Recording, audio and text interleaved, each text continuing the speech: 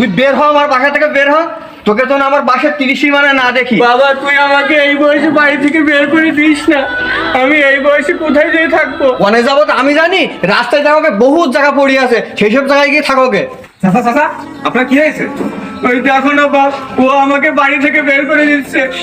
C বন্ধু C, যে বাপ তোকে এত কষ্ট করে লালন পালন করেছে, যে তোকে নিজে না খেয়ে তোকে খাওয়াইছে, তুই সেই বাবাকে আজকে বের করে দিচ্ছিস সেই বৃদ্ধ বয়সে? তোকে বন্ধু বলতে আমার ঘৃণা হয়। তুই তো সন্তান নামে কলঙ্ক, তুই তো সন্তান নামে কলঙ্ক, সন্তান নামে কলঙ্ক। চলো চাচা আমার বাড়ি বসুন। চাচা আজ থেকে আমি আপনার ছেলের মতো, আপনার কোনো টেনশন নেই। তখন কি হয়েছিল চাচা আমাকে একটু খুলে বলেন তো। কি কবো বাবা, দুঃখের কথা। ওই সেই ছোটবেলা থেকে আমার বউয়ের কোলে ঘুমাইছে, আজকে আমি যাই ওর বউয়ের কোলে ঘুমাইতে গেছি। ওই সে বাবা তুমি ওইসব করি তুই আমার বাড়ি আসিস? তোর এত বড় সাহস? ওই তো নীতি মানুষ বলে পর কখনো আপন হয় না।